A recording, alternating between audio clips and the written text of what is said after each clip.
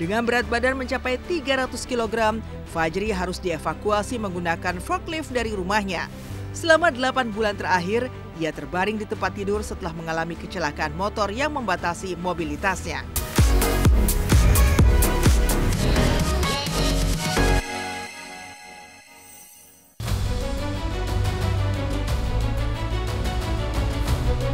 Pemirsa Silet RCTI, memiliki berat badan ideal memang menjadi impian banyak orang. Oleh sebab itu, tak jarang berbagai cara dilakukan banyak orang demi mendapatkan berat badan yang ideal, mulai dari olahraga hingga melakukan diet. Namun, apa jadinya jika pengidap obesitas harus dievakuasi dan mendapatkan penanganan khusus yang seringkali menjadi momen yang penuh drama dan ketegangan? Dari penggunaan peralatan khusus hingga koordinasi tim medis yang berpengalaman, hingga setiap detik dalam proses ini terasa menegangkan. Lantas seperti apa deretan kisah para penderita obesitas di berbagai belahan dunia yang sampai menjalani prosesi evakuasi dengan sangat dramatis versi Top 5 Silet.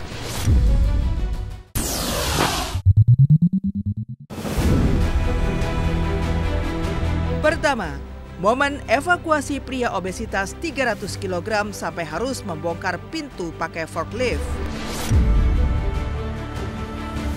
Kisah pertama hadir dari pria asal Tangerang bernama Muhammad Fajri yang sempat menghebohkan masyarakat di tahun 2023 lalu. Dengan berat badan mencapai 300 kg, Fajri harus dievakuasi menggunakan forklift dari rumahnya. Selama 8 bulan terakhir, ia terbaring di tempat tidur setelah mengalami kecelakaan motor yang membatasi mobilitasnya. Proses tersebut melibatkan pembongkaran pintu rumah untuk memudahkan akses, bahkan forklift untuk mengangkatnya.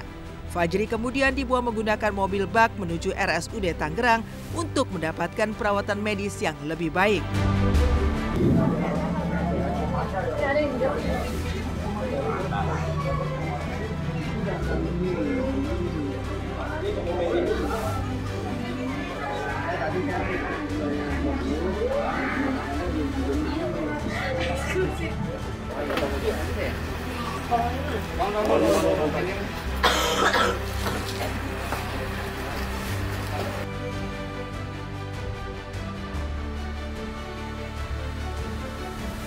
Ini rumahnya karena kondisinya rumah petakan kayak begini. Memang waktu evakuasi mau dibawa ke rumah sakit sedikit terkendala, akhirnya sedikit kusennya dibongkar dan kurang lebih 1 meter yang dibongkar. Kalau memang tidak dibongkar begini memang sulit untuk mengeluarkan saudara Fajri ini. Pasien ini mengalami obesitas, tidak bisa bergerak ya, mobilitasnya terbatas, ada gangguan mobilitas dan mengeluh kaki kanannya nyeri. Namun, takdir berkata lain. Fajri meninggal dunia setelah sempat menjalani perawatan di Rumah Sakit Cipto Mangunkusumo, Jakarta pada tanggal 22 Juni 2023. Proses pemakaman Fajri di TPU Menteng Pulo juga berlangsung dengan sangat dramatis, melibatkan petugas Dinas Penanggulangan Kebakaran dan Penyelamatan, Basarnas, dan Dinas Pertamanan dan Hutan Kota DKI Jakarta. Mereka harus menggunakan forklift portable hingga tali katrol untuk membawa jenazah ke tempat peristirahatan terakhirnya. Tak hanya menggunakan alat-alat khusus, makam untuk jenazah Fajri dibuat sebesar 4x2 meter dan kedalaman 1,8 meter, sehingga bisa masuk ke dalam liang lahat dan diturunkan dengan menggunakan 2 alat katrol khusus secara perlahan.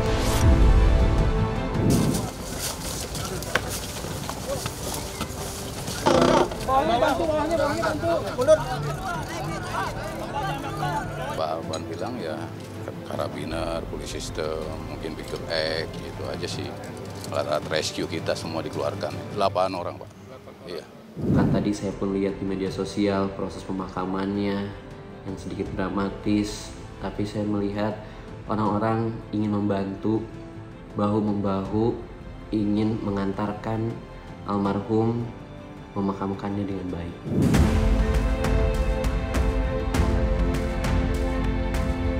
Kedua, Evakuasi wanita 350 kg Titiwati asal Palangkaraya. Titiwati, seorang wanita asal Palangkaraya, Kalimantan Tengah, mengalami berbagai tantangan dalam perjuangannya melawan obesitas. Berat badannya mencapai 350 kg pada tahun 2019, sehingga harus dievakuasi menggunakan forklift sampai menjebol tembok untuk dibawa ke RSUD Doris Silvanus Palangkaraya. Sebelum dievakuasi, Titi sudah mengalami obesitas selama 7 tahun. Faktornya karena pola makan yang tidak sehat dan kurangnya aktivitas fisik.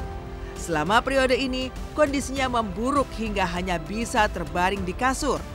Beragam cara ia lakukan untuk menurunkan berat badan, salah satunya dengan meminum ramuan herbal. Meski sempat berhasil, tapi harganya yang semakin mahal membuat Titi terpaksa berhenti. Setelah dievakuasi, Titi menjalani operasi bariatrik yang bertujuan untuk mengurangi volume lambungnya sehingga makanan yang diserap menjadi sedikit.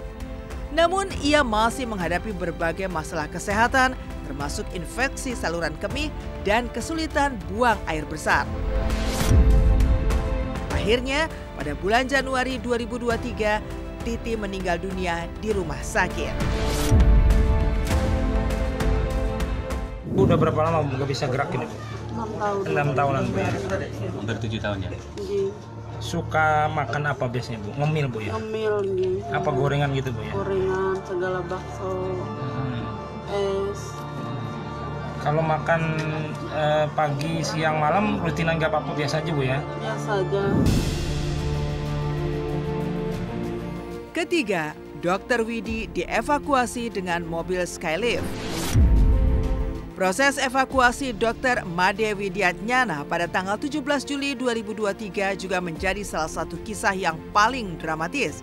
Saat itu berat badannya mencapai lebih dari 100 kg bersama dengan kondisi kesehatan yang memburuk memaksa tim evakuasi menggunakan kren. Tidak hanya obesitas, Dr. Widi juga menderita komplikasi penyakit diabetes dan asam urat akut membuatnya tidak bisa beraktivitas. Awalnya, tim berencana untuk menggunakan tangga. Namun karena terlalu sempit, mereka akhirnya memutuskan untuk menggunakan kren. Tim SAR juga menggunakan tandu khusus untuk mengangkat Dr. Made dari lantai 2 rumahnya. Kemudian, ia langsung dibawa ambulans menuju RSUD Buleleng untuk mendapatkan perawatan intensif. Setelah dievakuasi, Dr. Made Widiatnyana dirawat intensif. Meskipun tim medis memberikan terapi maksimal, kondisinya terus melemah. Pada tanggal 19 Juli 2023, pukul 10 waktu Indonesia Tengah, Dr. Widi mengalami komplikasi akibat gangguan asam urat kronis yang disertai infeksi. Meskipun diberi alat bantu nafas, tidak ada respon yang baik. Akhirnya, ia meninggal dunia pada hari yang sama.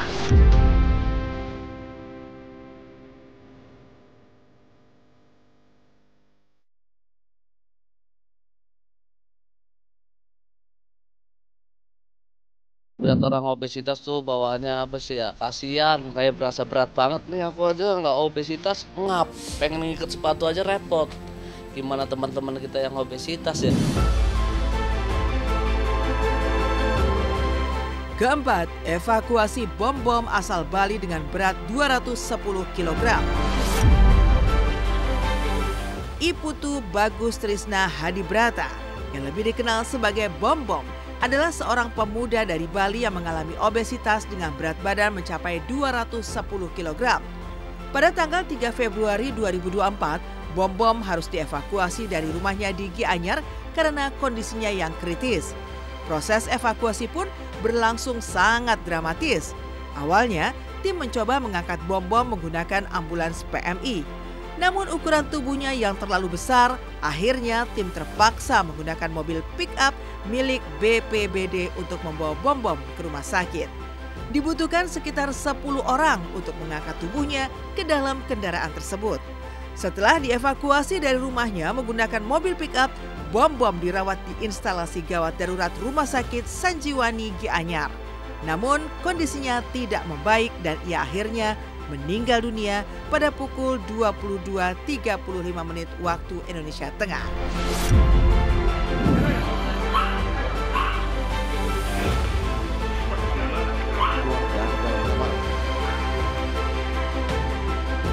Atas dasar kemanusiaan, salah satu warga dari desa Seronggo minta bantuan ke BPBD untuk evakuasi pasien yang tidak sadarkan diri. Nah, kebetulan dengan bobot yang luar biasa, mungkin di atas 200 kilo, jadi kami BPBD minta bantuan ke damkar juga personil karena proses evakuasinya cukup rumit. Kelima, Joyce, pasien dengan berat 400 kg dievakuasi menggunakan tempat tidur beroda. Bukan hanya di Indonesia, kisah penyelamatan dramatis orang yang mengalami obesitas juga terjadi di Kansas, Amerika Serikat.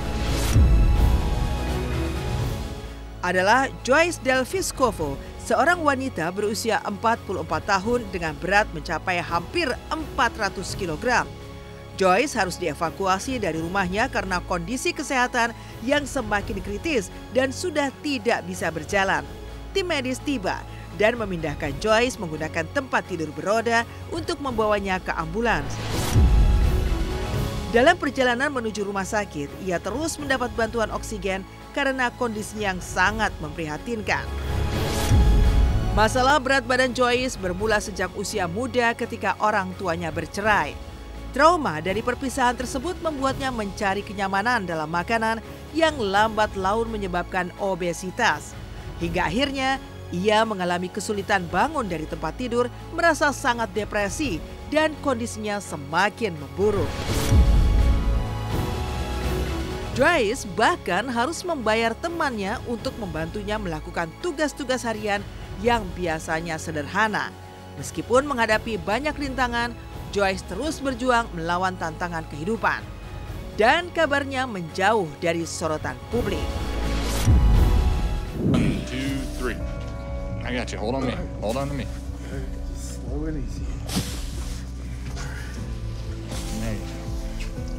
Here, grab my arm. There you go. I'm doing okay. Kalau kita obes, beban jantung, beban paru itu jauh lebih besar.